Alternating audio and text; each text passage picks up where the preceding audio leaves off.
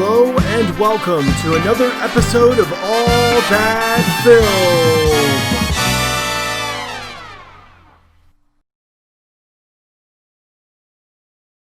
Trying to think of a Nolanism to. Do you think he's known for the bwam? Is that fair enough? That is fair. Okay.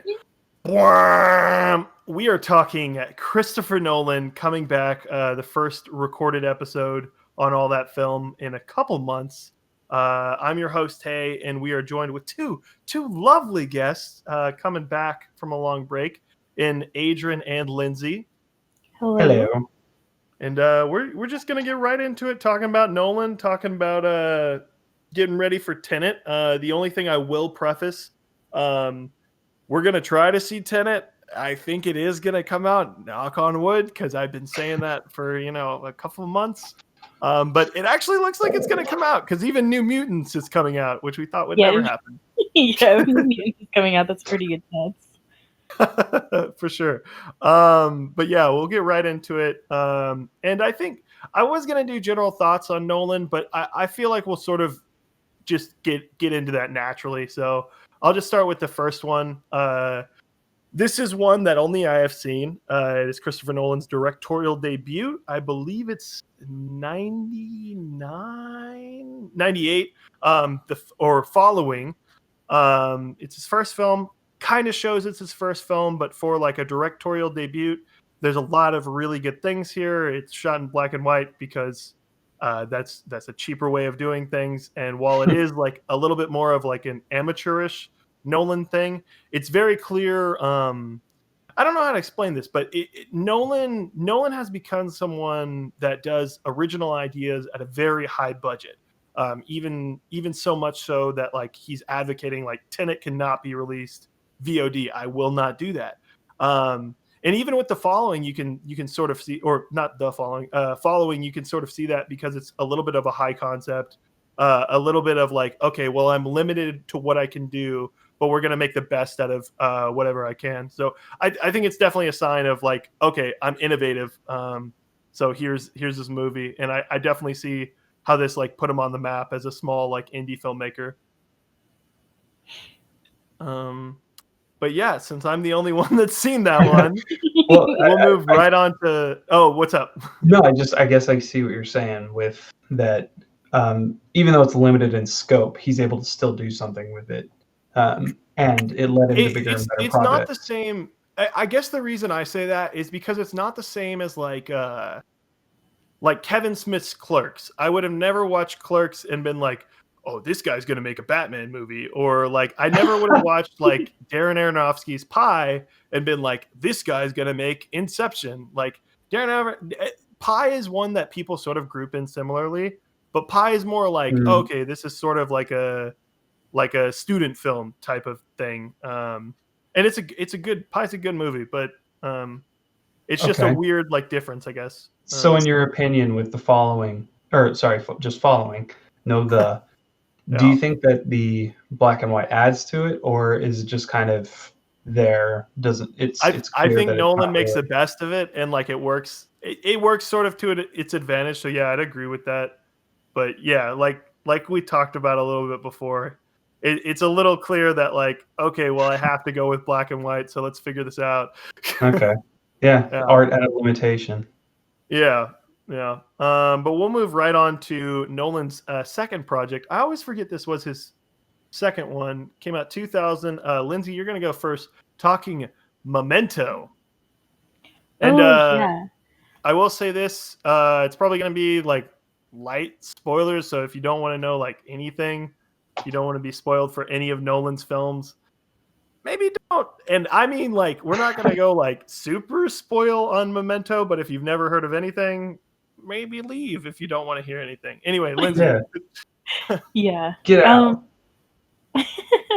It's been a long time since I've seen Memento, but I remember really liking it. I saw it kind of like before I knew a lot about film, so I didn't go into it being like, oh, this is Christopher Nolan. Like, I just didn't think about it. So I thought it was really interesting because of the like story structure of it being so weird. But I think it's still a really solid movie from him. And I know a lot of people have problems with his screenplays, but like I don't know, I really like the Memento screenplay. I think it's pretty clever. Yeah, where would this rank amongst your Nolan movies? Just curious. I haven't ranked Nolan, but probably mid. Interesting. Okay. Gotcha. Adrian, do you want to share a little bit on Memento? Sure. So this was the second Nolan film that I ever saw. This was after The Dark Knight, and somebody at the time was like, if you liked that one, you should look at some of his other films. And this is such a departure from anything that he's ever done before. I think the closest thing that kind of comes to this is Inception, just this kind of this mind warp of making you, like, pulling you along through this story and seeing if you can keep up. It doesn't pull any punches really for me. I think a lot of people have said, oh, it's sort of trite and it's, it plays off of old ideas. But honestly, at the time when it came out, I don't know if I would have said the same thing. Because to me, I was still surprised by the ending, and it took me 2 watches to make sure that I got everything. And I'm sure if I went back and watched it again, I would still miss stuff. So it's a movie that keeps you guessing quite a bit, in my opinion. And I think it would be in probably my top 5. Yeah. I have a little bit of a bold Nolan take, I guess is what we're going to call it. I think Memento on a first watch is the best Nolan film. And the reason I say that, like, for me, I don't know, it was just such a brilliant, like, execution of sort of splitting different stories and using, like, a plot device for that. Because I think Nolan sort of does this thing where, like, he has this, like, premise that he wants to do. Then he's like, okay, well, how do I build, like, a story around that? And he's always been very good at that. It's very apparent, like, that's sort of how he, like, tells stories. And I think this is the most Nolan film without, like, the big budget of the Inceptions and Dark Knights we've come to know for Nolan. And I just think it's just so it's just such an interesting, like, voyage, I guess, you go through, where it's like, okay, well, I really know nothing about this movie, and then the more it goes on, it just started to blow my mind.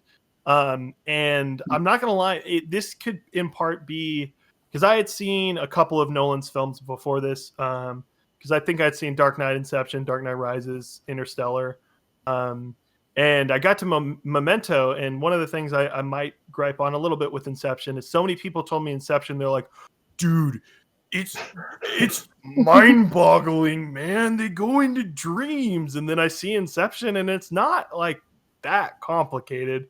And I feel like Memento is a case where, like, it's balancing a lot and it works a whole lot. And I do think it's interesting what you said, Adrian, because I would disagree, but I've never rewatched it. I think that rewatching Memento wouldn't reward you on repeat viewings, and that's why I preface on the first watch. And that's why I've been hesitant to go back to Memento, just because you sort of know what's going on, if that makes sense. But you're right. Maybe there's little fun Easter eggs and clues to sort of figure out along the way.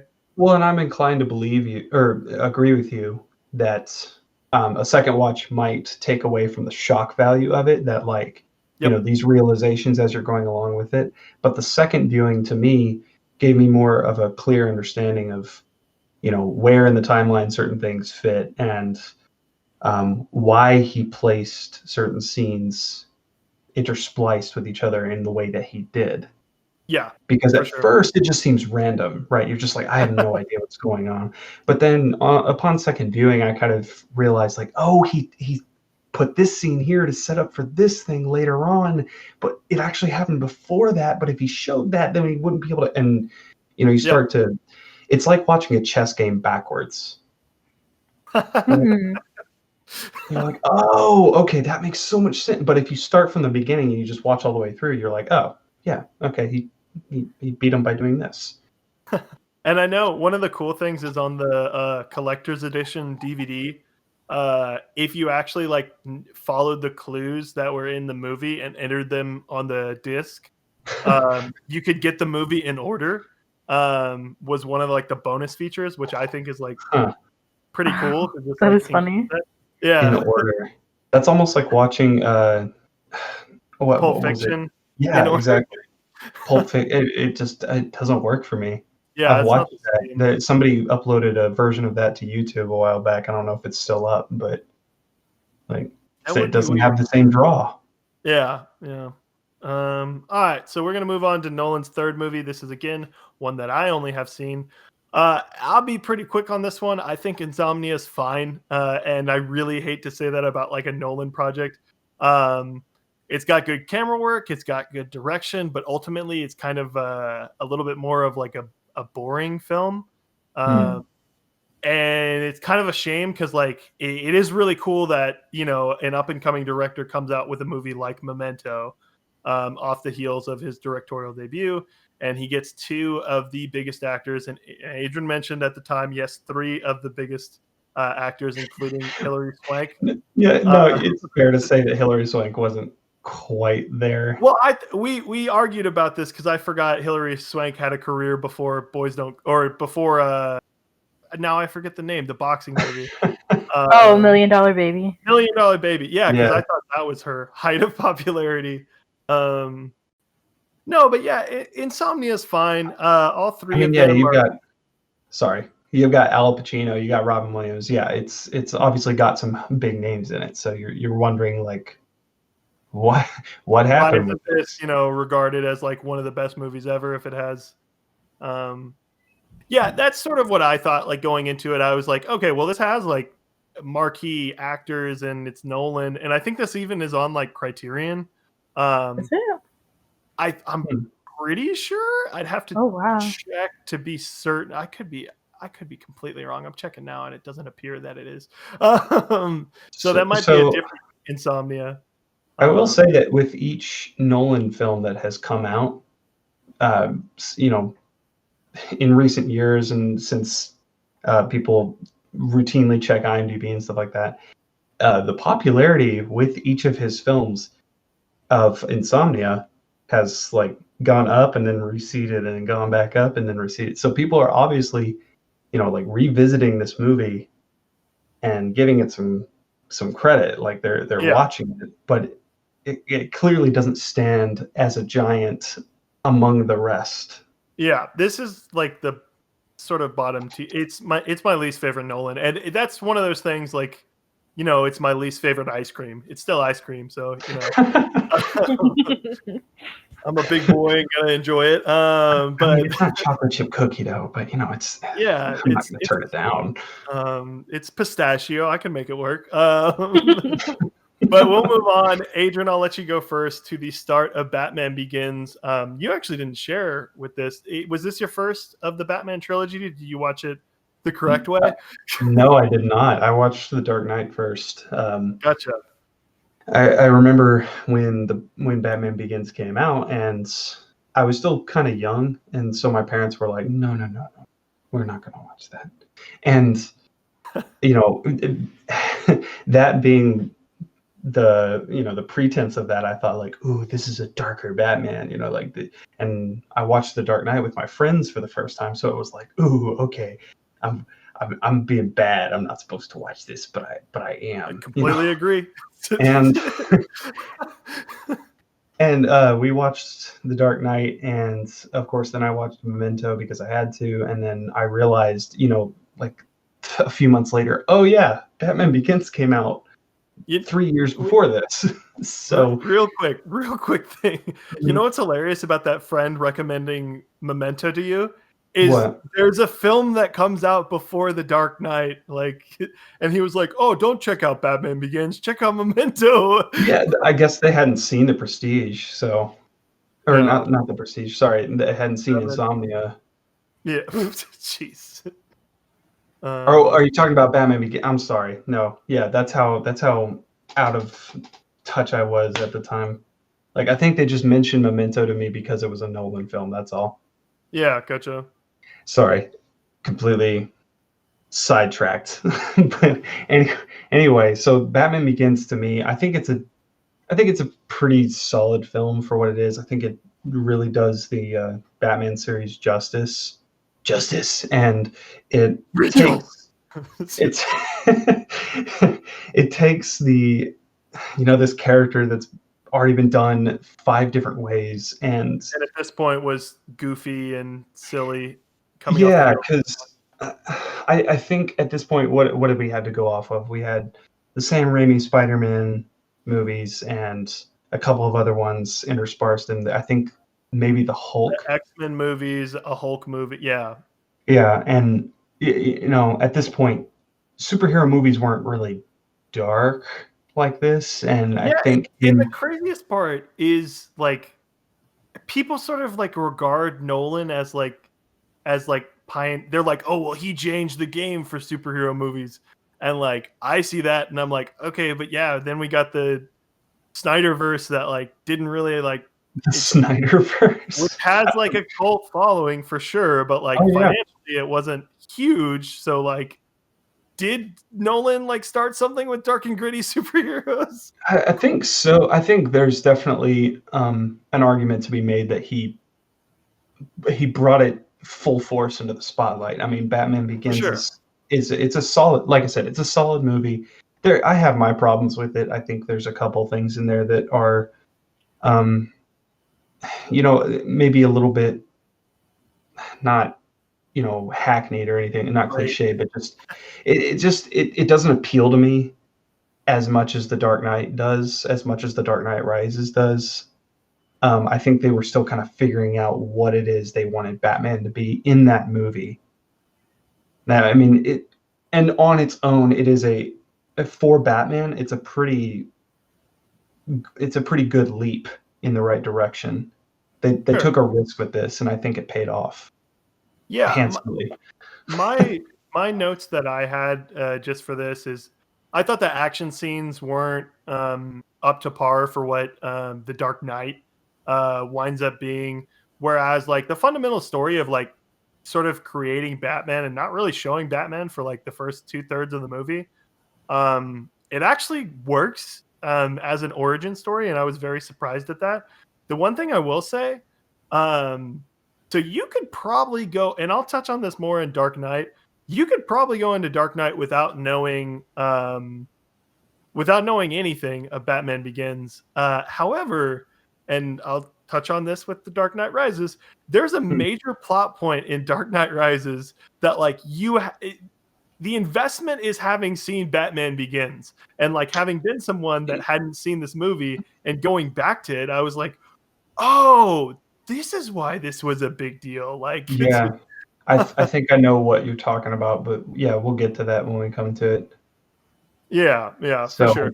But I don't have like too much else to say on this. It's really solid. I definitely get it sort of laid the groundwork to make a Dark Knight, so it definitely gets like points for that.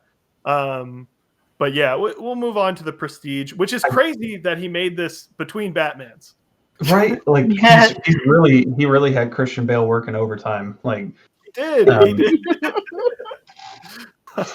Dang, dude, it's like, all right, what am I today? Okay, you're the magician today. The magician. Okay, so he's not the one in the bat suit. So I talk like this a little bit. Yeah, but now you go back to your American accent in the bat suit. Lindsay, do you want to go first with thoughts on The Prestige? Sure. I like The Prestige okay. I think the twist doesn't fully work for me. So it's probably my least favorite. Well, maybe second least favorite. I don't know.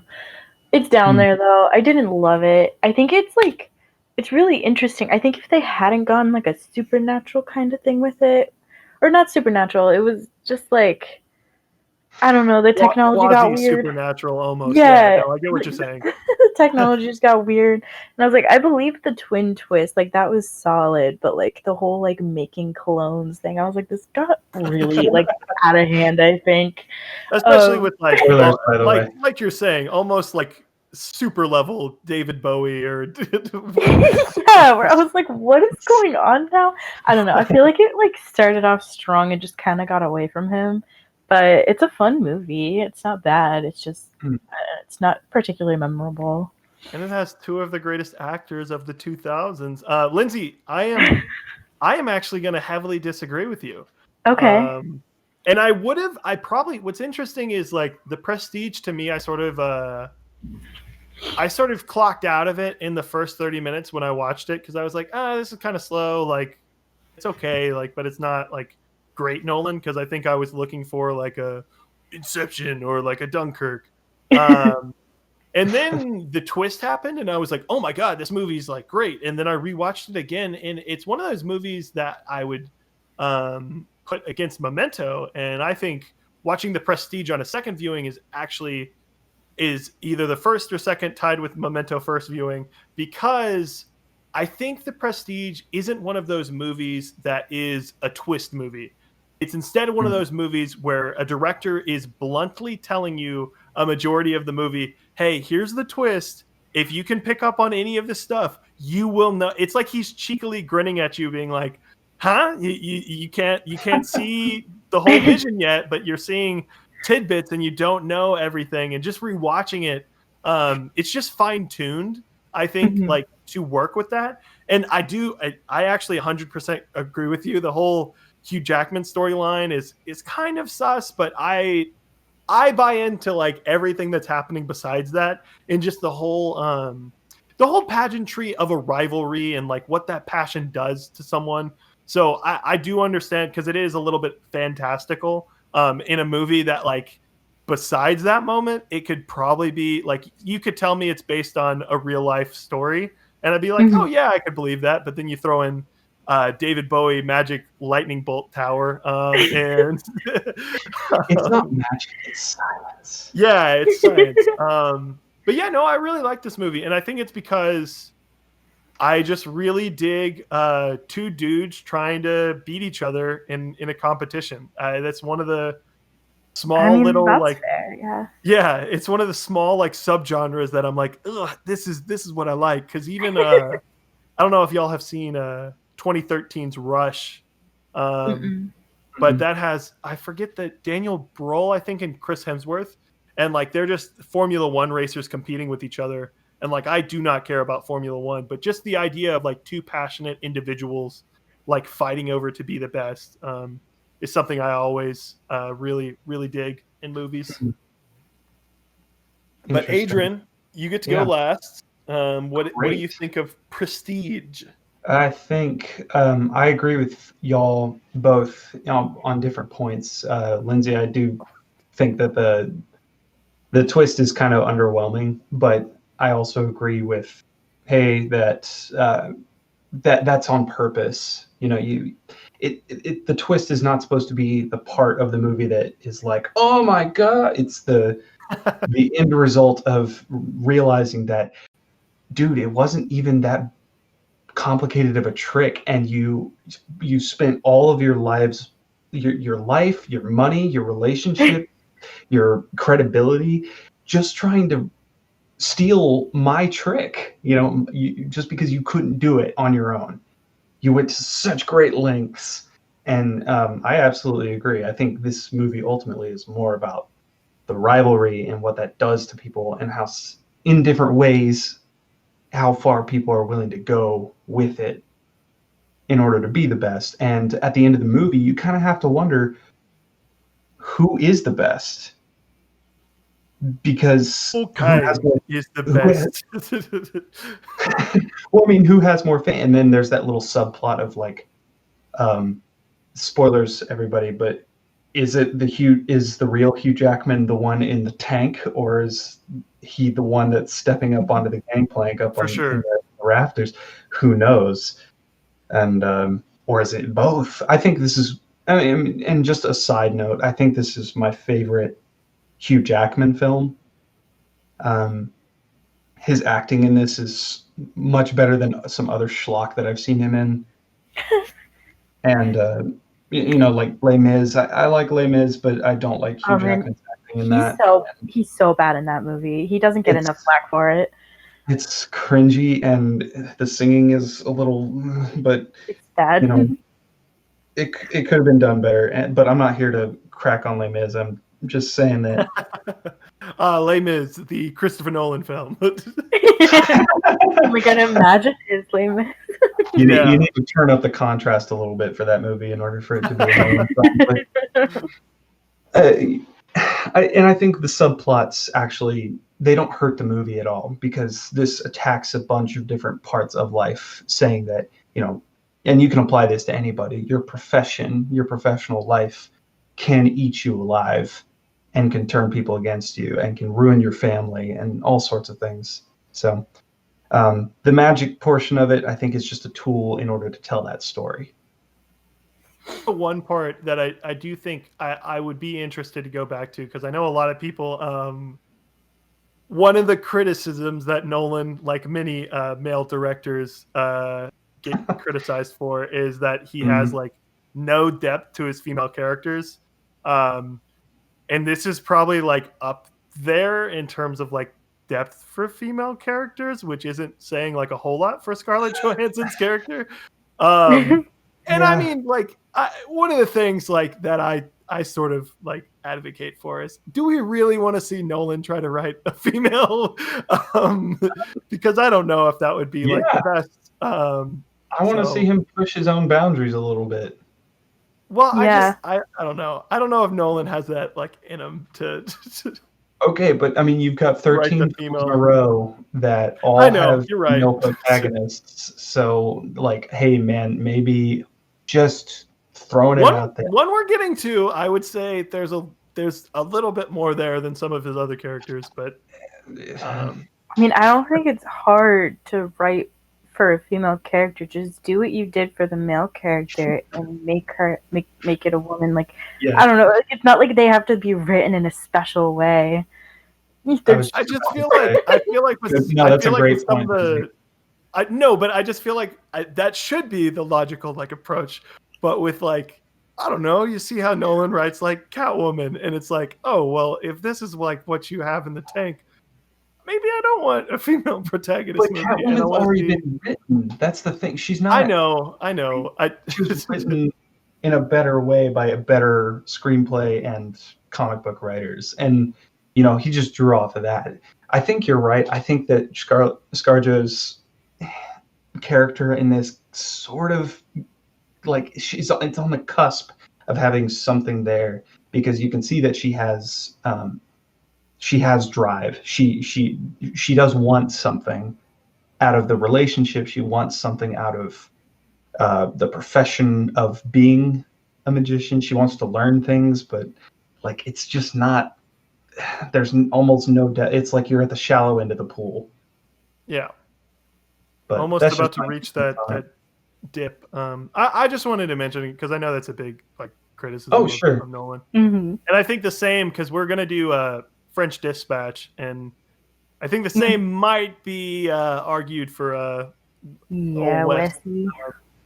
But we'll move on. Lindsay, actually, wait, no, Adrian, I'll let you go first because you went last time. The Dark Knight. What are your thoughts on The Dark Knight, this little indie movie with little notoriety, if you guys haven't heard of it yet? Honestly, probably my favorite Nolan film. In a lot of ways, not just because of the direction, not just because of I don't know. There's a lot to unpack here, but I guess I'll just say in summary, this was my first foray into his films, and it latched me from the beginning. Just this, from the mystery surrounding what was going on at the beginning, and Heath Ledger's acting is just incredible in this film. I think that kind of goes without saying, but it's worth mentioning. And it grips you throughout, and I don't think it really lets up.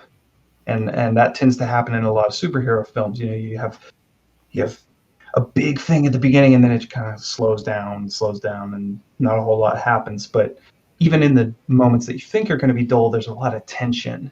Just that scene, especially where, with that. Are you talking about the one where all the mafia guys and all the gangsters are sitting around and the Joker walks in? Yeah, no. The problem with one of the best things about the Joker is they really do understand. This whole team really did understand, and Heath Ledger especially, that he is like he says, he's like planned chaos, so you never know what he's gonna do. So when he comes into like this like you're saying, the scene where he comes into like the gangsters' headquarters, Mhm. and you're like, oh shoot, he just barged in like it's nobody's business. Dude just shows up, and you're like, what? And it's the first time you've seen him since the bank robbery. So you're just like, what? How does he? Okay. Well, he's here now. And oh, he just shoved a pencil in that guy's face. Well, Yep. That so is he actually means why business. my mom didn't want me going to. I'll let you finish first. I'll go into that story because it's kind I of long. don't have a lot more. I don't have a lot more to say on this, honestly. I think my draw to this film, after watching it for the second dozenth time, you know, you I find myself skipping through the Batman parts just to get to the Interesting. Joker and some of the things that kind of push that boundary of what the Joker is specifically. And I'm not like one of those guys who's going to put a Joker bumper sticker on his car. But That's good. I'm not posting pictures on my Instagram where it's like love me or hate me. Hashtag damaged. Yeah. Yes. Ha ha ha, indeed. But you got to admit that this movie changed a lot about cinema and how we approach villains forever because of the Joker in this movie. Here's the one thing I would say, sort of countering that, is The Dark Knight and Iron Man came out the same year. And if you had asked me like which one of these films is going to have a bigger impact for the rest of for the 2010s, the rest of the 2000s, I would have said The Dark Knight. And I just feel like it's one of those things where like not everyone can make a Dark Knight, and that's why we don't get as many Dark Knights. So I agree with you. Like it definitely changed, and like honestly, a lot of people like my age, there's a reason. Like, and me and Adrian have talked about this. There's a reason like dudes and the dude bro like director of choice is like regarded as Nolan, because like all these like 15 to 21-year-old kids saw this for the first time and were like, whoa, because it was a combination of so many things they'd never seen. I mean, it really is a powerhouse of a film, but I would actually agree with you that Iron Man does more for superheroes coming into the 2010s than any other film. For sure, yeah. What I'm saying is that this does more for how we approach anti-heroes and villains in the decade to come. Gotcha. Not specifically superheroes. That makes sense, yeah. I think Iron Man definitely, and the MCU in general, is probably more of a standard than what The Dark Knight did for superhero movies, but I agree with you. It's like, I mean, that's why that's why Joker was so big, because people are fascinated by like dark characters. And that's what kept Hot Topic afloat for so many years. Exactly. That and The Nightmare Before Christmas. Yeah. Oh yes. And My Chemical Romance. When they broke up, it was a real real hit to their sales. So it's got 21 pilots now. Topic. Oh, you're true. I found out like 10 minutes ago that this wasn't the first in that trilogy. Because it's the only one I've seen. We broke news to Lindsay 12 years after this movie came out. I've never really been particularly big on Batman. Like I love superhero movies, but for some reason Batman and Superman have just like never really appealed to me. But like for some reason as a family we just like all went to go see The Dark Knight together, and I was blown away by it. I really like that movie a lot. I don't know why I never saw the other two. I think that one is just like so good that I was like, I don't think I need the other two. You know what I mean? I don't know. Just because Heath Ledger was, she didn't want to risk it. Exactly. I mean, Heath Ledger was just such a big reason why that movie was phenomenal in my opinion. But I like it. I completely agree with you about like how it just kind of influenced how people feel about anti-heroes or just villains in general, because they're not always well developed. They are not. They can be very one note, and the Joker could have easily been, very safe, and let's keep him to the Joker, and he makes puns, and he calls him Batsy and all these other things. No, make him like this deranged lunatic that licks his lips incessantly and shoots people point blank, because we can do that in this film. Yeah. We need to make him this visceral, ugly character, because Batman has to be the opposite of that.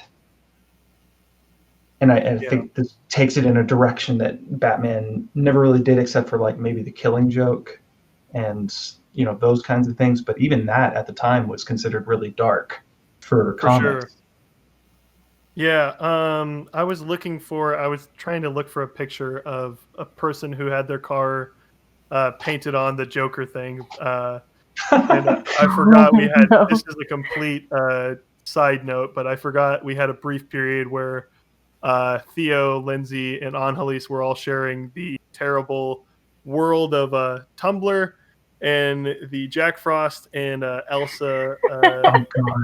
Yeah, but Christopher Nolan. I agree with what you were saying, Adrian. I was actually listening. I wasn't completely ignoring you for my own personal fanfics that I definitely wrote. I wasn't lost in the endless sea of Elsa and Jack Frost fandom. Yeah. We prefer Jelsa, but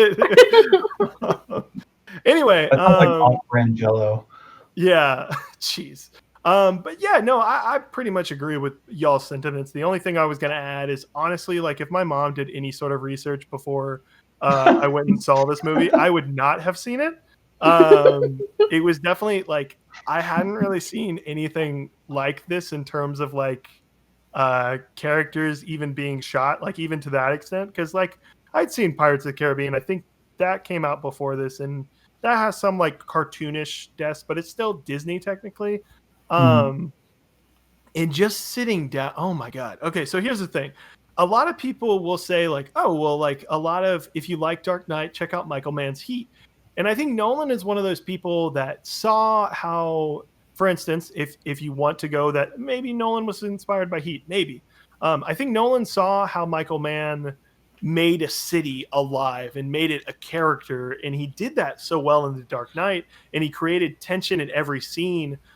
Just, you mentioned it, Adrian, just on the first scene, you're in for a treat, just because it's that beautiful executed bus sequence that like there's a guy that's like, well, who are we working for? Have you met the boss? And they're all talking in different voices, and it's a heist, baby. We're getting a superhero heist.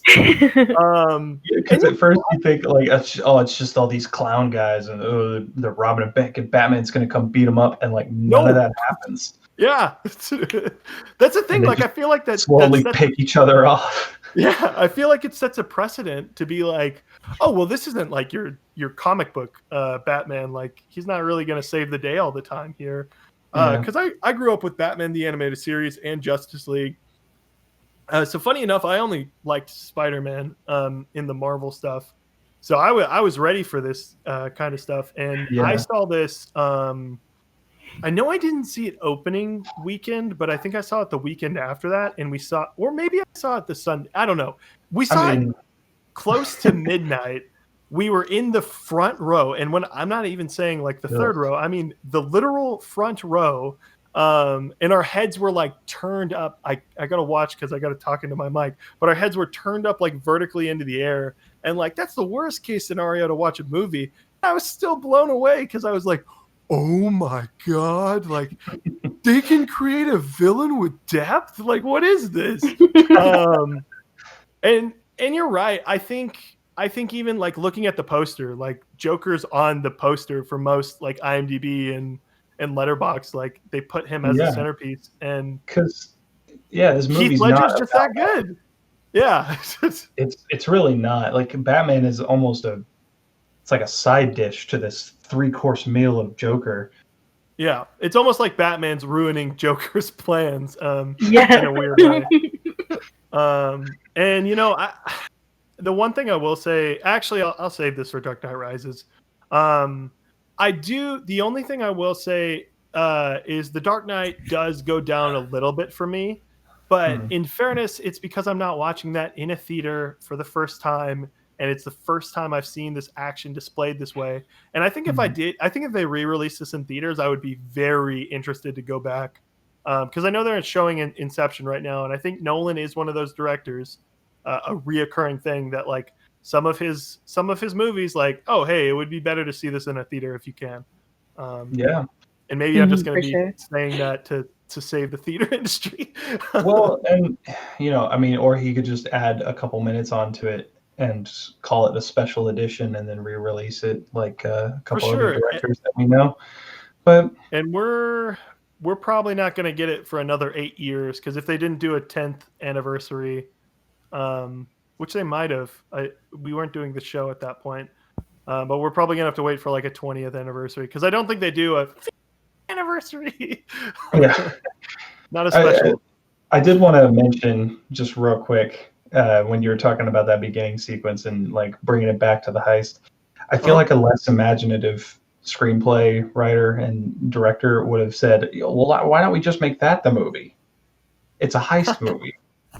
And Batman has to stop the Joker. Like the first 15 minutes is elongated into this big stupid thing, and then it turns into, I don't know, like instead you cast someone else as the Joker and it just ruins it. Like there's so many ways that this movie could have gone wrong in my head. Point out, like casting wise, like so many people throw this out, but Heath Ledger was not like a good choice in the public eye, like at the time. Not even close. People were like, "Go, gay cowboy." That's why. Yeah, because homophobia was still kind of rampant in 2008. Oh yeah, that's yeah. That was the movie he did before this. That's right. Yeah, it came out. And he was incredible. Okay, so he was in Brokeback Mountain, and then he was in A Knight's Tale. Well, he was in I Hate About You. He was in I'm Not There, which is kind of not a lot of people know about that movie, but it's Bob Dylan sort of film. It's really cool. I like that one. It is. It's kind of, I don't know. It's really out there for a biopic. Very, very much so. Yeah. No. It took me a couple watches to really understand what was going on. Yeah, I've only seen it once, so like I'm still in the camp that like I don't completely get this, but I do, like, it's one of those movies that like I respect, where it's like, oh, you really tried to do something here. So here's a question. Is there any other Dark Knight? Oh, okay, you got a question, so I assume. Yeah, well, just a question to both of y'all. So would it be fair to say that this movie created a, you know how like in some plays and things like that, you have this cursed character, almost this myth around the fact that like the Joker as a character to play in movies is like this, is a big weight gonna go insane. Yeah, basically. Because we look at like Jack. It's tough because if you want me to throw that in, I know Jack Nicholson said he didn't like playing the Joker.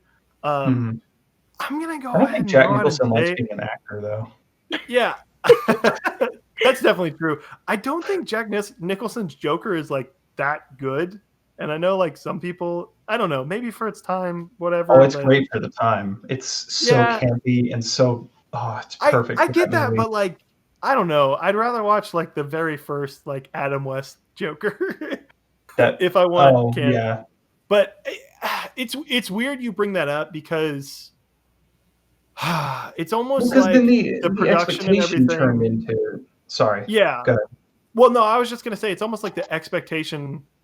It's almost like Jared Leto took that expectation like and went crazy with it, where he's like, "Oh, well, I'm gonna do crazy stuff because like Heath Ledger like was really like into the character, and that's what made like a really good performance." And it's like, but Jared Leto is just like a creep and a you don't have to send it. Heath Ledger wasn't like, "Hey, Christian Bale, here's a dead rat and a condom I found." Like, right, exactly. Like,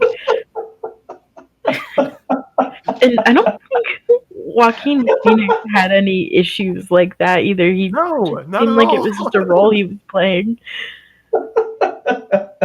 And the craziest part, I know obviously like Jared Leto got kind of screwed like in the editing room, But like, I mean, I Jared think they Leto's made the in right that call. movie. Yeah, no, they probably did. But Jared Leto's in that movie for 10 minutes. So It's like, so funny.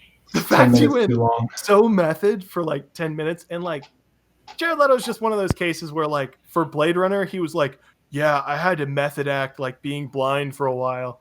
It's like, okay, well at that point, like I like you, What? Denis Villeneuve, but why didn't you just get a blind person and not deal with Jared Leto? Yeah, seriously. That's a really good point. Like, but that's kind of some annoying crap that I think needs to kind of go away for a little while. And I think it kind of reached I think it's reached a peak at this point, and we're going to go back down towards, real acting and not just I experienced this in real life and now I'm an actor. yeah. It culminated, I think, in The Revenant with Leonardo DiCaprio's performance, because at some points in that film, I was just like, he's not even acting anymore. He's just actually doing these things, and they're Grunting and capturing it fighting on a bit. film. Yeah. Right.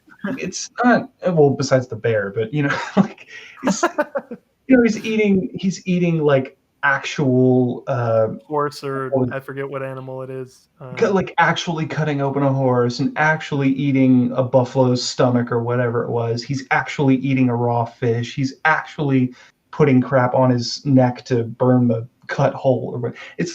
That's not acting. That's just a documentary at this point. You're so right, yeah. And I think it's risen to a point where it's like, okay, let's bring it down a notch, and we don't need to do all this extra stuff just to make it more realistic. Like, it's not acting. I think Jared Leto tries to get to that point. Yeah. I Yeah. think there's definitely like a couple of people. I forget. Wesley Snipes on Blade would not let people not address him as Blade, like offset, which is like a funny one. Like, I don't think he was like stabbing people with a sword. That's just kind of cheeky. That's a little different. But I agree with what you're saying, where like so many people were like, oh, well, it's so like lifelike, and it's like, okay, like that's cool, I guess, but like the reason you are an actor is like to, like Gandalf isn't you can't relate to the character of Gandalf. You just have to act. No, Ian McKellen really fought about Balrog. Yes. I went out into the wilderness and I whistled for a horse and one actually came to me. It's like, what? Hang on. You caught this all on film? I think circling back a little bit, because sorry. back to Dark Knight. No, this is a good segue. It's not necessarily one of those performances that's up to the level of like a Gandalf the Grey. In that, like, Batman is for sure a character that like doesn't really make sense in real life. Yes, there could be like a masked vigilante, but not at the same level of what he's doing.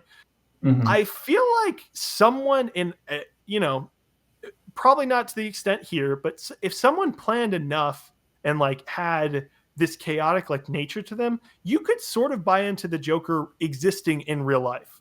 Unfortunately, like I wish that was one of those things where like I was like, nope, that's completely fake. There's no way. And like, yes, there would be like, we probably have a better, system for stopping the Joker in most countries.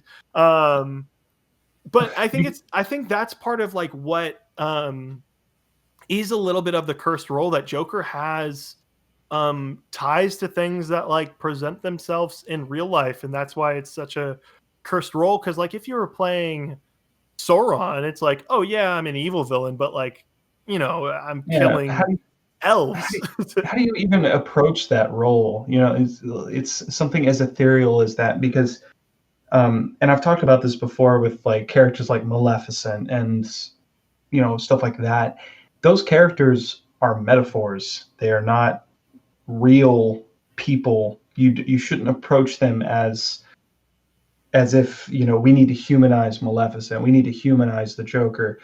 They are ideas that attack our protagonist. They are the antagonist. That's all that they are in relation to the story. And I think that the Dark Knight doesn't crowd itself with trying to explain the Joker. He just is. He just is the Joker. Yeah. The idea of him being present is more relevant than what he actually does. He sends the whole city into chaos from, as he says, a few gallons of gasoline. But Yeah. point is, I think ultimately, this movie changed superhero movies in this way forever. And I think it directly influences Zack Snyder's films and beyond. So, yeah. All right. Well, then we get to move on to the actual in Inception. Who went? Oh, I guess I went last time, so I'll go first. I don't have too much to say about Inception. Unfortunately, I didn't see this in the theater. I think part of it was because, I think part of it was because I had seen Dark Knight in the. No, I remember what it was. I was gone on vacation like enough that year to where like I had missed the first 2 weeks of it being out in theaters, and all my friends saw it without me, and they were like, "Oh, Inception, it's mind blowing." And my dad didn't want to see it to me. I hope you're listening, Dad. I still cry at night. No, not really. But I watched it on TV with some friends. And it was good. Like I really do enjoy Inception. I think it's a good concept. I think it's really cool. I don't like the fact that it's tied to so many people are like, oh well, Nolan for sure copied Paprika because Paprika's about dreams, and there's like one scene where the hallway gets kind of twisty and weird and crazy, and that kind of happens in Nolan's film. Because like in my mind, I'm like, hey, give me 5,000 movies about dreams, because guess what? We all do that stuff, and dreams are so weird. Like, you can make so many fantastical dreams, and I just feel like Nolan making this heist epic, for it to be, diluted to, oh, well, it's a ripoff of Satoshi Kon. And I'm a big fan of Satoshi Kon. I don't think it is. But I ultimately think the problem is so many people hype this up as being confusing and like tricking you. And the only thing that's like really there in that regard is the end thing. And there are some things you can go back to with friends. But for the most part, like understanding how they go deeper into dreams is pretty well explained. I would say like it's a good way Nolan does exposition to sort of not, at least in my book, like not really confuse you. So I don't necessarily understand people being like, whoa. They're like, whoa. Yeah. But Lindsay, do you have thoughts on Inception? Oh, Leo's good. I guess I'll add that. Leo is good. This is actually my favorite Nolan movie. Really? Nice. Yeah, I really, really like Inception. I don't know. Yeah, I did see it in theaters when it came out. Me and all my friends saw it. We were obsessed with it that whole summer. Like, all we talked about was Inception. And I don't know, a movie like that hadn't happened in a long time. That wasn't like a franchise movie that like got us all excited and talking like that. So it was just so, I don't know. I just think it's so perfect. It's just so fun. It's like a good mix of like fun action and like actual like compelling storytelling. And I love the ambiguous ending and how like all the arguments that it's caused. And I just think it's just a really fun movie, and I like it a lot. I wish I had gotten to see it when it came back into theaters, but I didn't want to risk seeing a movie that I've already seen to like go back to a theater. It's still playing if you want, but yeah, no, I agree with you. Like, it's one of those things where it's like, I've already seen Inception. Yeah, I'm like, I do want to go back to theaters like so bad, but I should probably limit, like, if I do go, the amount of times. Yeah, I might not be going back for Toni Collette's Dream Horse or whatever. Yeah, exactly. Bloodshot is back. Oh god. I was debating to see that the first time, but Lindsay, you're definitely the people that I envied. I wish I got on the wave before it had already passed for me. Oh, Inception's just a sad story for me. This is also, Lindsay, had you seen, just curious because I'm in this boat. Had you seen any of these actors before then? In Inception? Like Leo. Yeah, I think Tom Hardy. Shutter Island came out before this, right? Yep. Yes. Yeah, so I had seen Shutter Island. Oh, and Titanic. It was like one of my favorite movies ever. So I knew him from that too. And also my mom made me watch What's Eating Gilbert Grape like a lot growing up. So you have a lot of Leo films. Oh god. Maybe not that Leo flick. Maybe not that one. So yeah, I was very familiar with Leo and Ellen Page, obviously, because of Juno. And I loved Joseph Gordon-Levitt from 500 Days of Summer. So I think it was mostly those three that I knew. Yeah, this was the first time I'd seen Joseph Gordon-Levitt, and I was like, "Who is this man? He's very handsome and like good at you've never seen him before? You hadn't seen him? never seen. I don't think so. Not even like Angels in the Outfield? I never watched he was Angels in in the the Outfield when I was a Outfield. kid. Really? Oh my gosh, I think that was one I of think my I had favorite maybe movies. seen it on like TV if it was playing. I remember being impressed with Ellen Page too, because I hadn't seen Juno or really anything she'd been in. Yeah. Oh, weird. Yeah. And she's so fantastic in Juno. She I really love is. her and Juno, yeah. She actually hates that movie though, if you don't know. I'm sure she does because that's all. It's one of those things where if it's all you're remembered for, you know. No, Yeah. she hates it because of the lines she had to say in it. Oh, gotcha. Yeah, like some of the acting that she had to do. Hmm. It was an interview a while ago, but sorry, I'm going off track again. Check out that interview if you wanna know. I guess I'd seen Joseph Gordon-Levitt in Treasure Planet, if we're counting that. Oh my gosh, that's right. Yeah, I love that movie. It's so. But that yeah. I hadn't really seen Leo in anything before, and just to see this is kind of like Leo, because Shutter Island it was decently big in Scorsese, but this did gangbusters at the box office, and it sort of was like they came out the same year, right? I think Shutter Island came out in like 2007. Give me a second, I'm looking it up. No, Shutter Island came out in 2011, I think. 2010. You were close. Oh. No, okay, yeah, year. so they You're came right, out Lindsay. the same year, yeah. That was a big year for them. Double Yeah, Leo. it was.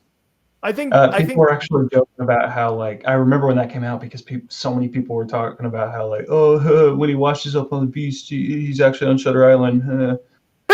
Oh yeah! Oh my God! All those theories that they were connected and stuff. Yeah, and then because so everything that happens in Shutter Island, no spoilers, but I could see it. I could see it being part of a dream. Wait, so you had never seen Titanic?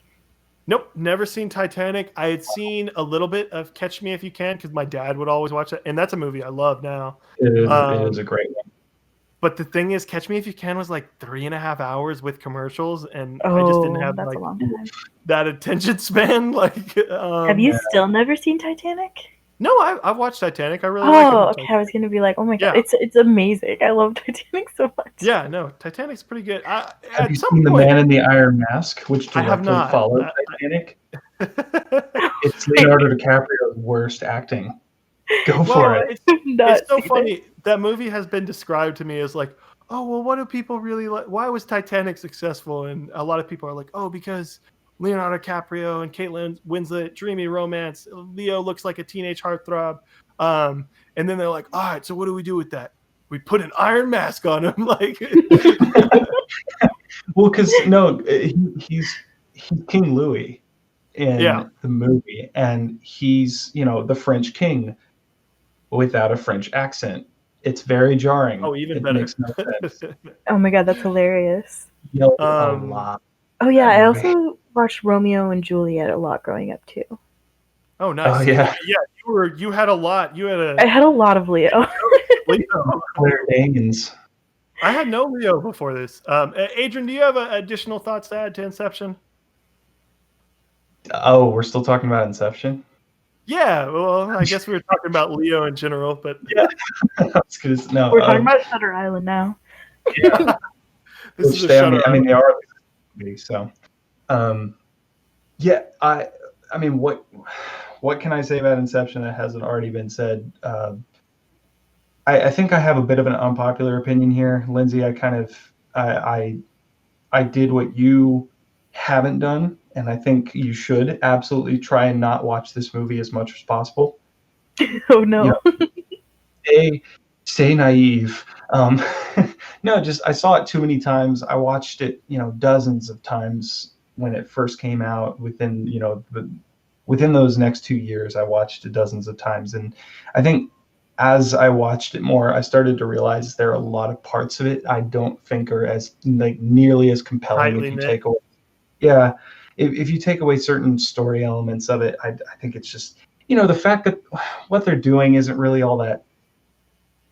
When you really boil it down, what they're the whole driving factor of why they're doing this heist mission thing, it's not really substantial to the plot. It doesn't affect them in any way.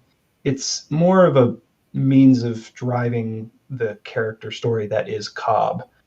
And in that way, I think it's interesting, but it starts to lose a lot of its weight to me whenever you start to realize, like, wait, why are they doing all this again? Like, they could possibly die or like lose their minds.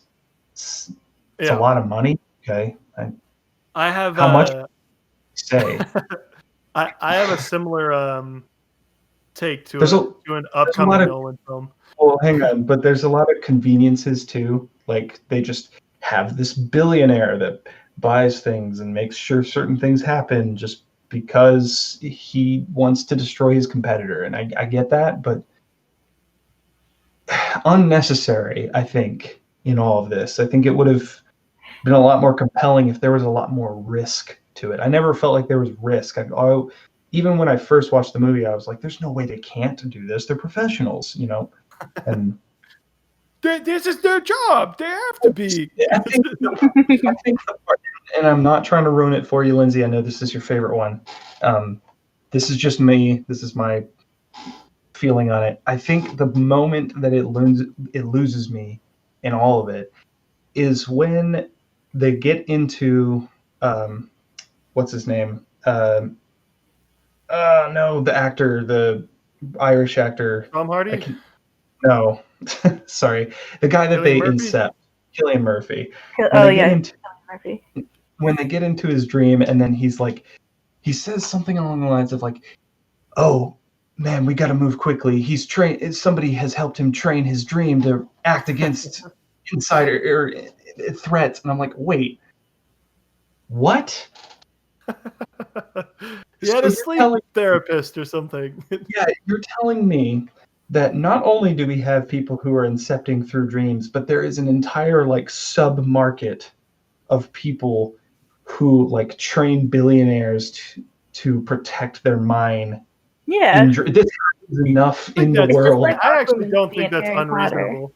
It's just like Aquaman and Harry Potter, you just have to like block your mind from like mental attacks. Sure. I guess it's because the movie doesn't set it up enough for me that this is like a normal thing, that this happens a lot. I get what you're saying.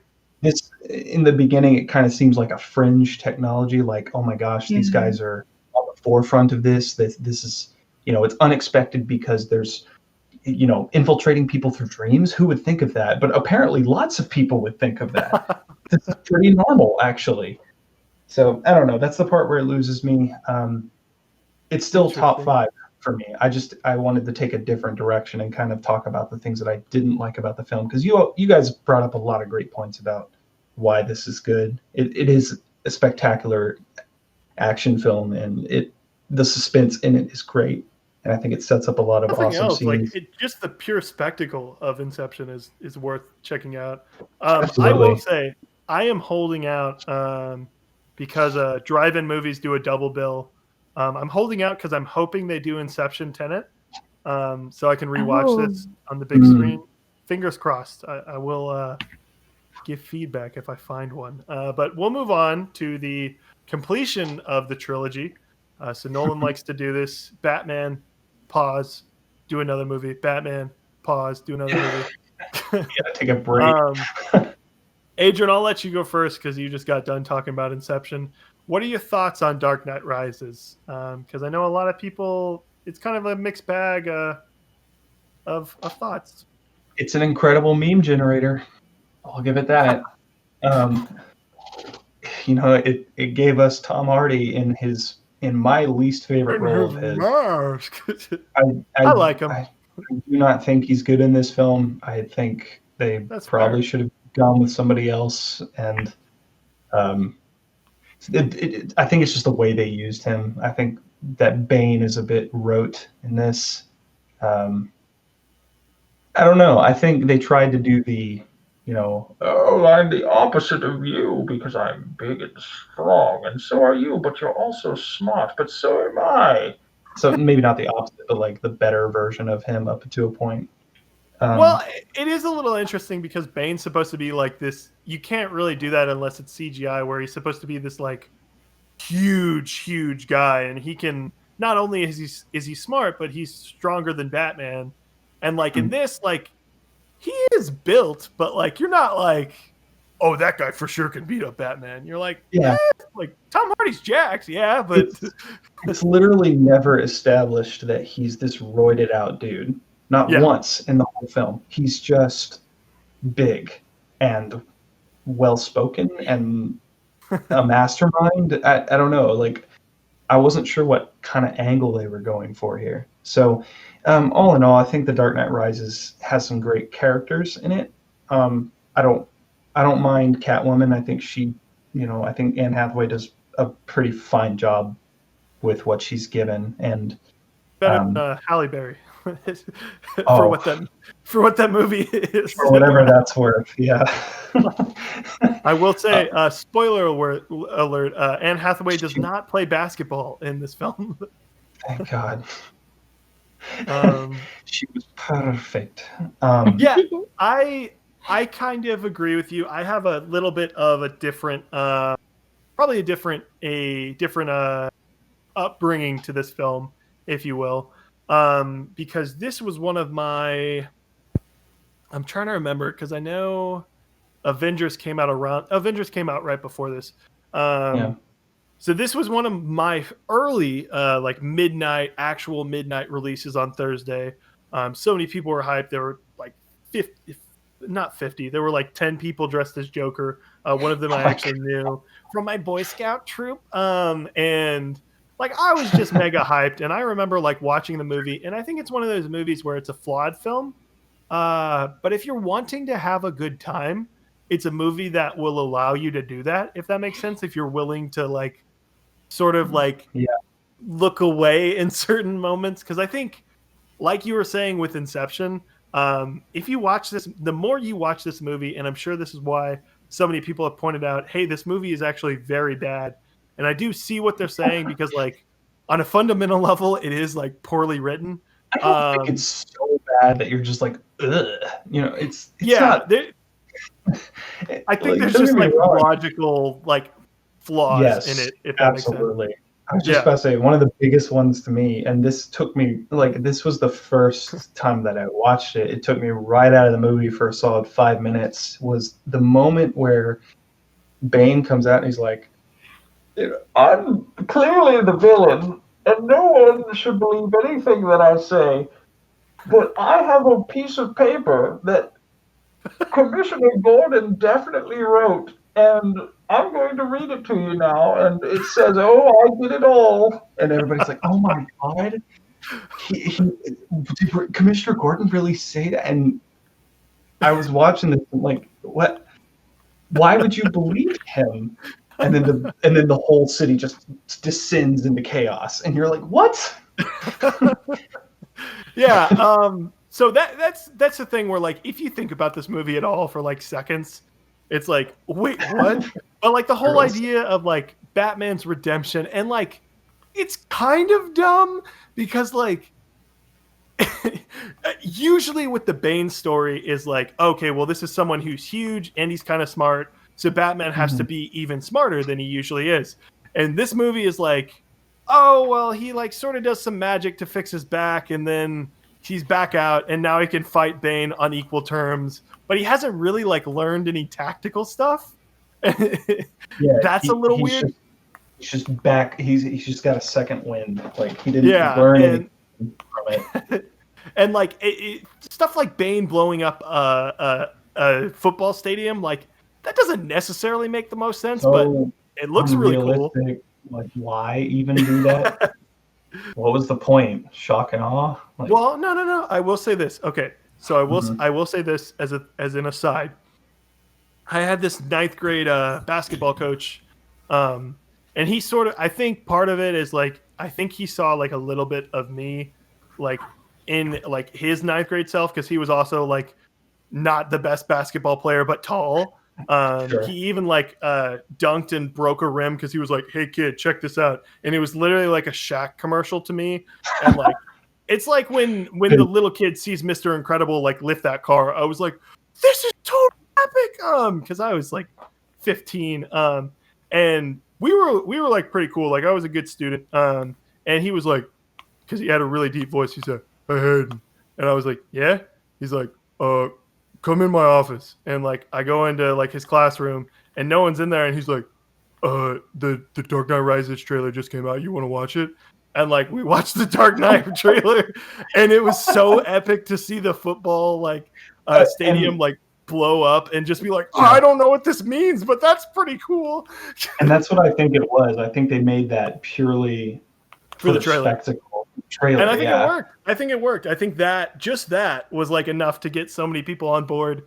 And the last thing I'll sort of add to this is, for a film that lost their lead antagonist, and for the most part, from what I understand of the situation, Nolan was planning to bring Heath Ledger back.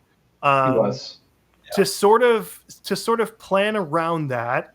It's not a terrible film. I think understanding those circumstances, it's like, okay, well, Nolan was clearly like operating on his feet. He had to introduce a new villain, and maybe they wanted a backdoor thing. And I was going to mention, speaking of double time, Tom Hardy and Joseph Gordon-Levitt back to back. Whoop. But I think they also maybe were like, hey, maybe throw in this so that way there can be like a spin-off movie with Joseph Gordon-Levitt. And I think with everything considered, it's not one of those like X-Men Last Stands or Spider-Man 3 where it's like, oh, it's so bad. Yeah, because X-Men Last Stand, that's definitely it's a paragon of don't make this movie. For sure, yeah. Spider-Man 3 is great. I don't know why you included that one. Spider-Man 3 is fantastic, but it's so good. I do agree, Lindsay. Yeah. What, you don't like that scene where they're at the jazz bar and embarrasses Mary Jane? Oh, iconic moment. Yeah. So iconic. I do actually like Spider-Man 3 a little bit. Whoa. Sorry. I'm going to have to cut that out. Yeah, I'll make a note. Thing going off Lindsay. Lindsay, I'll let you go first after hearing the Bat Boys talk for way too long. You get to talk about an Interstellar first. Oh my god. Okay, this movie's so stupid. I love it. I ultimately agree with you, but yeah, keep going. It's so dumb. Like, if you think about this movie too hard, it just falls apart instantly. But I love it so much. I saw it in theaters and I was stoned as hell, and we were the only ones in there.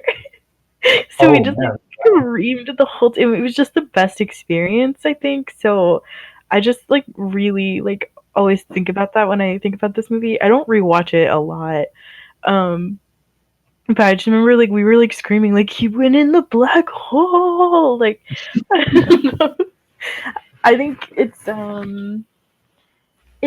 movie, and I think it's a very big spectacle, and it's very pretty. It's not like well written, but I really like it just because it's so batshit. It's like, all right, you went for it.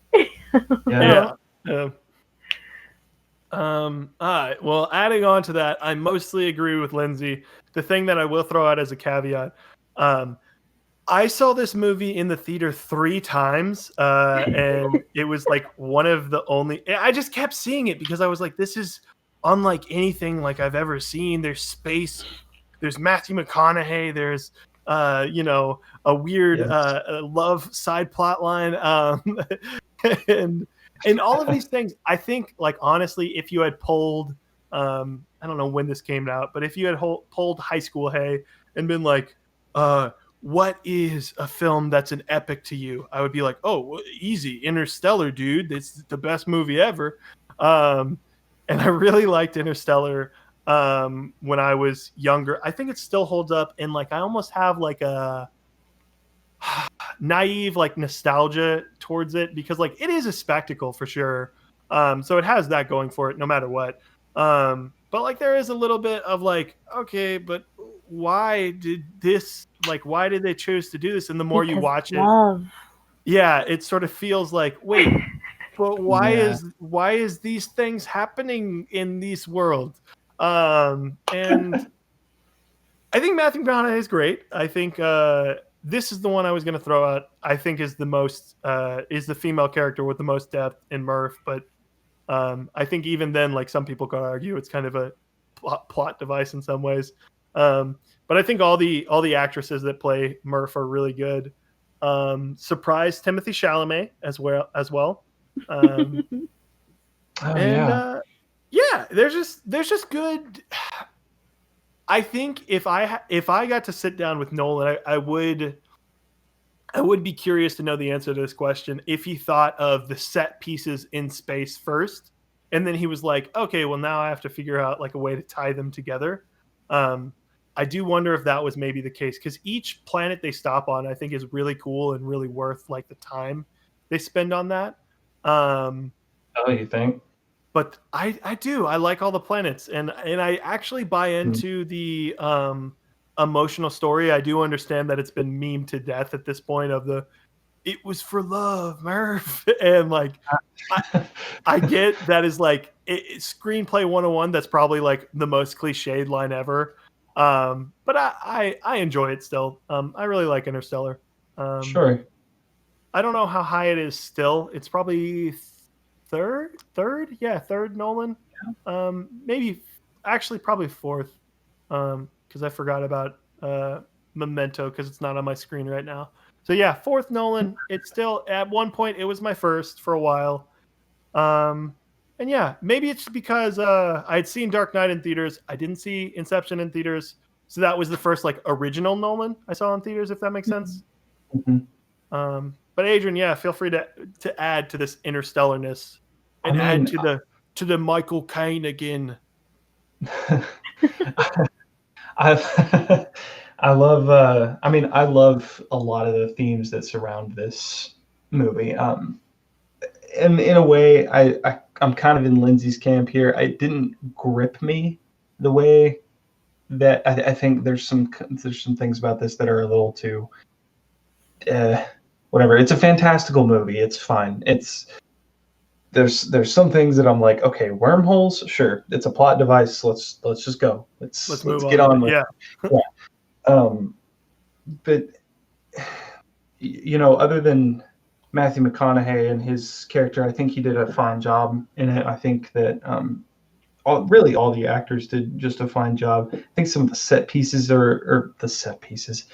I think some of the locations are a little dry, sometimes literally, but um, I mean, man, that's why I don't really agree with you about like all the planets were interesting. One of them was literally so boring they had to put Matt Damon in there. I Just Oh my disagree. I god. think that planet was really cool. Amazing. well, like, oh, it's clouds, but they're hard. Like, Exactly. Oh my god, but the What's mountains wrong that were with that? waves. yeah, like, A That okay, big was so wave? dope. That was so that one dope. was way over the top, but I love it. But that's So but I'm good. saying like it's not even like a well thought out location. It is a set piece. Like it's moving the plot, and I kind of dig it. Like when I'm watching the movie, and I can see them being like, "Oh, there's a big wave coming," and Yeah, like it is almost like the South Park bit where like the train's coming, and they're like, "Oh no, train, watch out!" yeah. Um, It I didn't will really. say, So there's a lot of points of suspense in this movie, and I think those play very well with what they're trying to do and what the mission is.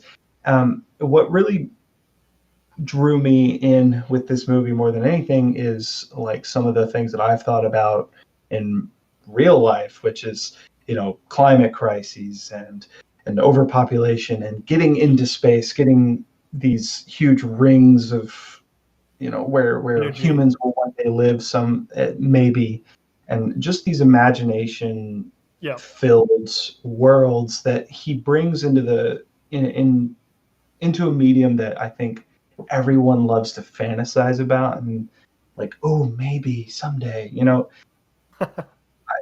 I think it's they present it in a really cool way that is not so trod on. Like, they don't just beat it into you of like, this is what we're gonna do, and then this is what we're gonna do, and we're gonna rework the world. Like, it doesn't all happen like that, and it's very messy, and people do stupid things and they make bad decisions, but I never felt like those bad decisions were undeserved. Yeah, gotcha. It didn't feel like, oh, he's so stupid. He didn't even know that the planet, when he got so close to the black hole, that time would warp out. Okay, well, do you want a movie or not? Do you want this? For sure. Like, what kind of movie would it be if they were just like, this planet isn't near a black hole, but every day on there will be like 30 years on Earth? And it's like, okay, let's not go there. Credits roll. Like, that's not interesting. Give it a little credit. He's trying to do something new with it, and so that's where I land with this movie. Yeah, gotcha. Then we're gonna round things out until, I guess, TBD to if we do actually see Tenet or not. But we're going to war, George. We're talking Dunkirk. And I'll go first on this one because I actually don't have, interestingly enough, I don't have too much to say on Dunkirk. I know Really? I've talked a lot about Nolan's films. I like Dunkirk. I think it's a really good movie. I think it's a really well-made movie. I think it ultimately doesn't have that high concept, I guess, because it's essentially just a war movie. And like, it's one of those things like, I know Denis Villeneuve is in talks to do Cleopatra. And I'm one of those people, like, if it's an actual biopic, I don't really want to see Villeneuve like do a biopic because I think he's that fantastic. And I'd rather see his efforts like used somewhere else, like maybe a fantastical Cleopatra or something like that. Or like an upcoming Project Dune. And like, I do for a war movie, like especially recent ones that sort of feel like they're not necessarily bringing anything to the table, and it becomes like a boring genre. I think this does do an interesting thing in intersplicing 3 stories at a time. I think that's definitely like what's bringing people in.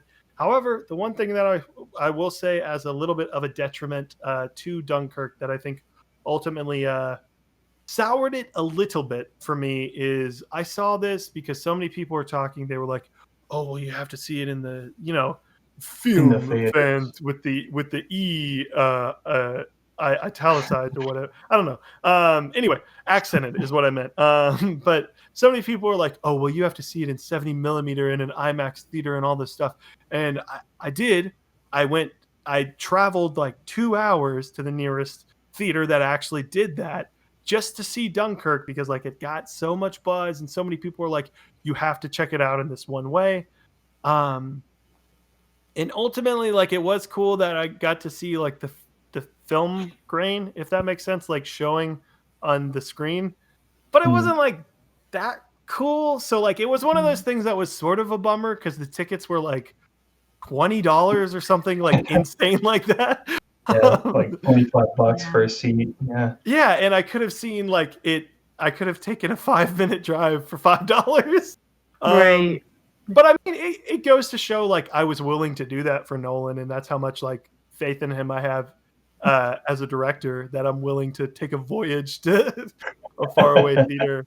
Hey man, but I applaud your enthusiasm. I really do. Thank you. But yeah, good movie, really fun.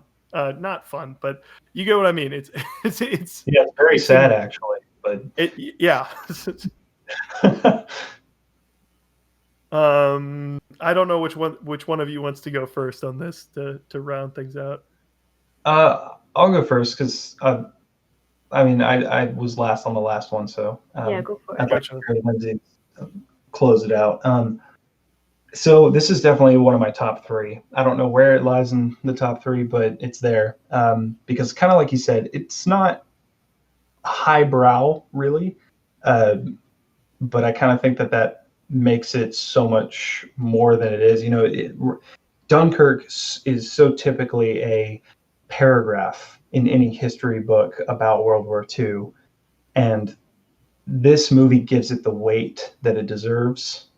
It, to me, takes three stories, like you were saying, and it films it in an interesting way rather than chronologically. I liked the way that they interspliced it because the tension, it told it in a tension mounting way rather than this happened and then this happened and then this happened, because at that point you're just doing a history film.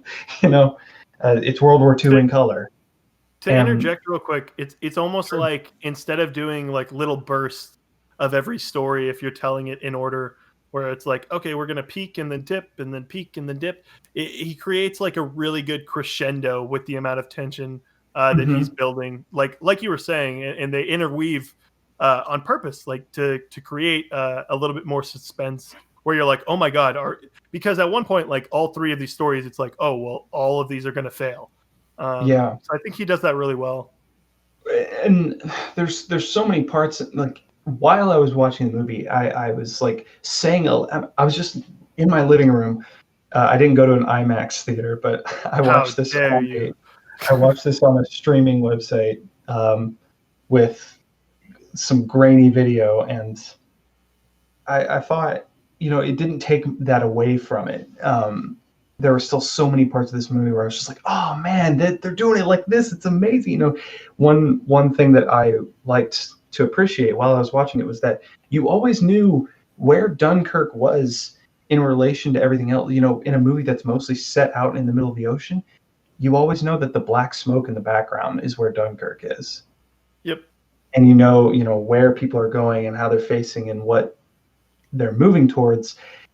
And there's so many scenes where the tension is there, but nothing's happening. And that's kind of how it feels throughout, the historically significant battle, sort of, that was Dunkirk.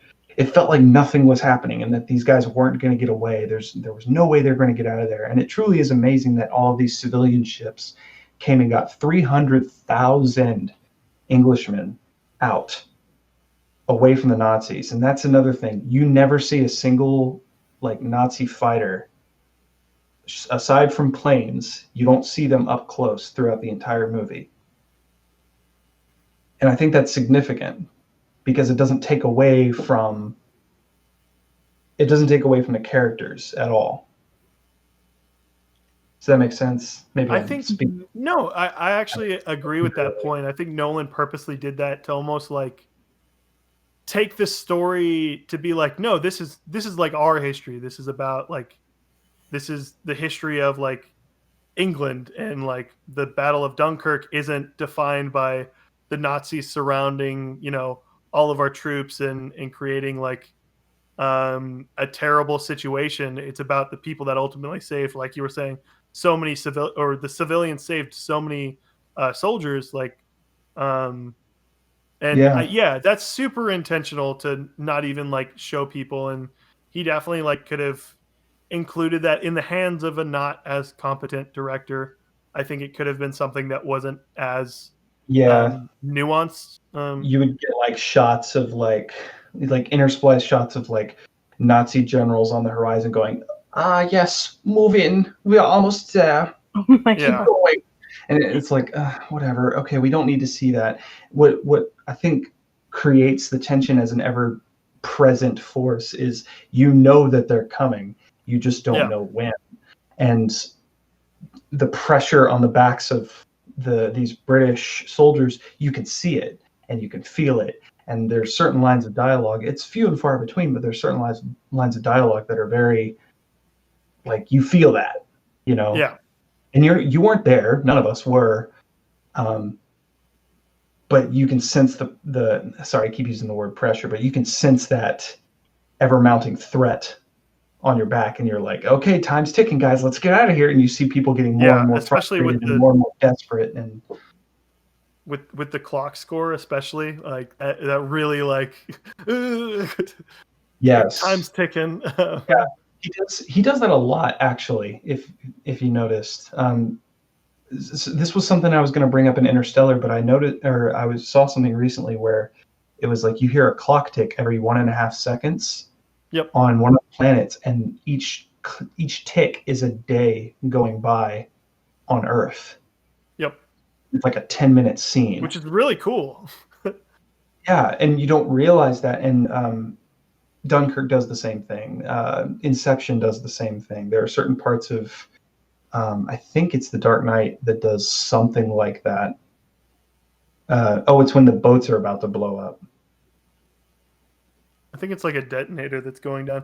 The only thing I was going to mention before Lindsay goes, and maybe this is just to steal it from Lindsay saying this, this movie confirmed that Christopher Nolan is a One Direction head, and he loves One Direction. Honestly, he picked the best one too.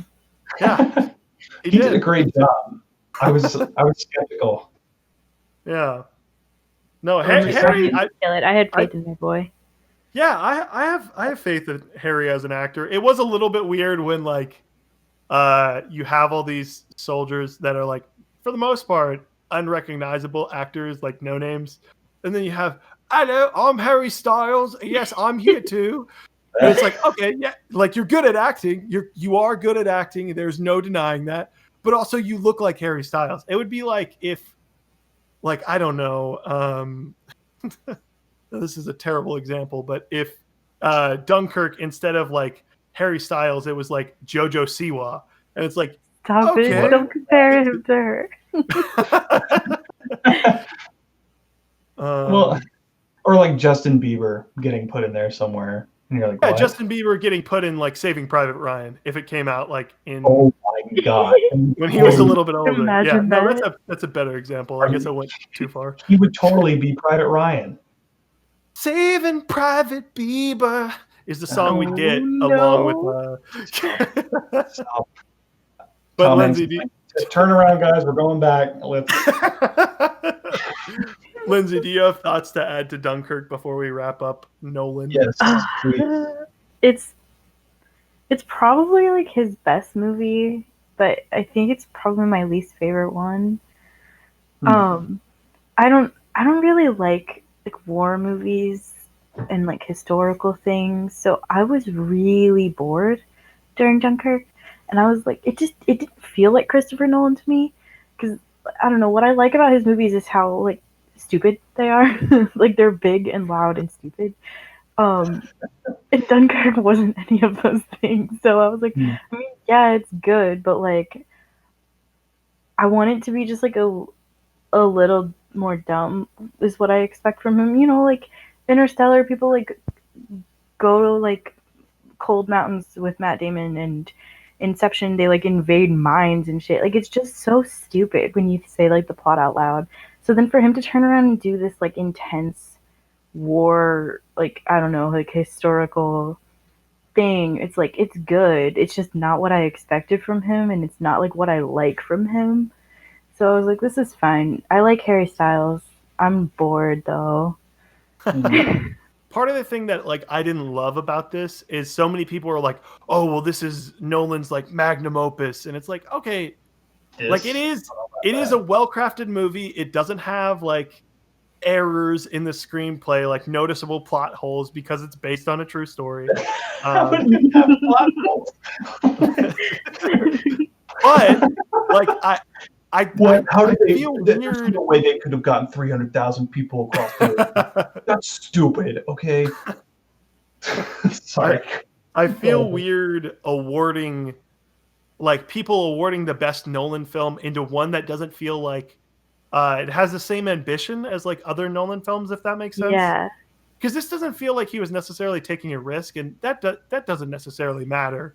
But I just mean like Nolan's whole career has been like, okay, I'm going to do this crazy concept idea, and I'm going to try to make it work. And you're right. Like, if you say the plot of like Memento and you're not Christopher Nolan, it's probably going to sound dumb. You know, and there's a little bit of like goofiness to some of the things he comes up with, and he's able to like materialize in a believable way. And ultimately, like, I think it goes a lot to say, because Lindsay, you mentioned you don't really like war movies, and you're still like, yeah, it's good, it's kind of boring, but I think even people who don't like war movies like do enjoy Dunkirk. So I think there is something there where it's like, oh, Nolan can make you like a genre that like maybe you didn't really enjoy. Um, so I think that gets like a little bit of points, but I lean a little bit towards the side of Lindsay, but I do get the Adrians of the world, if that makes sense. And there is a very clear division between us, because if you're saying that you're not really that much of a history buff, or really even like watching history movies or anything having to do with that, then yeah, this movie is not for you, because this movie was absolutely for someone like me who the week before that went to the World War I museum here in Kansas City and had a blast for hours and hours just looking at old uniforms and stuff. It's that stuff to me is interesting, and seeing it presented in this way, where and you're right, the idea of it is not, it's not all that adventurous. He did play this a little bit safe, I guess, in terms of creative license, but I want to put forward the notion that this movie is technically excellent. There's so many shots, and so like the music and the use of sound and lighting, and it's intense, and there's a lot that's technically amazing about this film. The plane scenes, I was gripped into it. I really felt something there with the tension that was surrounding whether or not they're going to run out of gasoline. As simple as that may sound, that was very cool to me. Well, especially just the whole idea of like he's writing down to see. I don't know. That was really cool to me. Just the idea of him being like, okay, well, I got to keep track of this in my own head. Well, I mean, they actually did that stuff, and the way that they were talking, you kind of, it's hard to hear the radio, and like some people would be like, oh, well, that's just bad sound design. No, it's not. That's historical accuracy in my book. Like, no, Adrian, you weren't at Dunkirk, so therefore bad sound design. Actual real life Dunkirk, 2 out of 5 bad sound design. Not realistic. so here's another thing, and I want to insert one more thing, and I promise I won't say anything else. But one thing that I keep seeing online about this movie is, why didn't they just eject? Why didn't they just eject out of the Spitfires? Which just goes to show you that there is an element of this movie you do need to have a little bit of knowledge and sort of understand the context of World War II and Dunkirk and all that. Spitfires did not have ejection seats. They were going to jump out of the plane. Yikes. Yes. So him closing the hatch and not wanting to jump out in the middle of the ocean actually makes sense when you understand it that way. Yeah, gotcha. But I saw all these complaints about like, oh, he wouldn't have gotten captured by the Nazis if he just... No, it would have been more dangerous because he was, what, maybe 100 feet off the ground at that point? Yeah. And if you know anything about parachutes, they do slow you down. They work when you're high up, but, 100 feet is not going to... He's still going to fall at like... We'd have a smushed Tom Hardy. That's not what we want.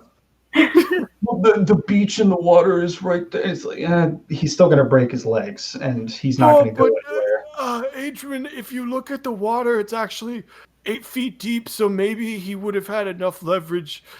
Yeah, from 100 feet up, water like that is basically concrete. Nazis don't like water, Adrian, so they wouldn't be able to get him. Oh my god. Yes, a little known fact, Nazis did not like water. They're much like cats in that way. Yeah, but yeah, so I just think this point that out. I think there was a lot of context lost from stuff like that wasn't explained or wasn't mentioned, or if you didn't have a history, you didn't know about history like that, then it kind of seems like it's a plot hole or something like that. Yeah, gotcha. But yeah, that's good context, and that's gonna wrap it up. Again, we'll probably have Tenet spoilers, if there are. I assume there are spoilers to talk about because it's a Nolan film. Um, thank you guys for checking out this episode. Feel free to email us or reach out to us on Twitter to let us know your favorite Nolan film, maybe even your least favorite Nolan film, and if you disagree or agree with any of us. That's going to do it. If you want to find us on either of those, you can email us at allthatfilm1@gmail.com, or you can find us on Twitter at just allthatfilm. Thank you, Adrian. Thank you, Lindsay, for talking Nolan. It was a pleasure. Thank you, hey. Talking Nolan here on AMC. Oh my god.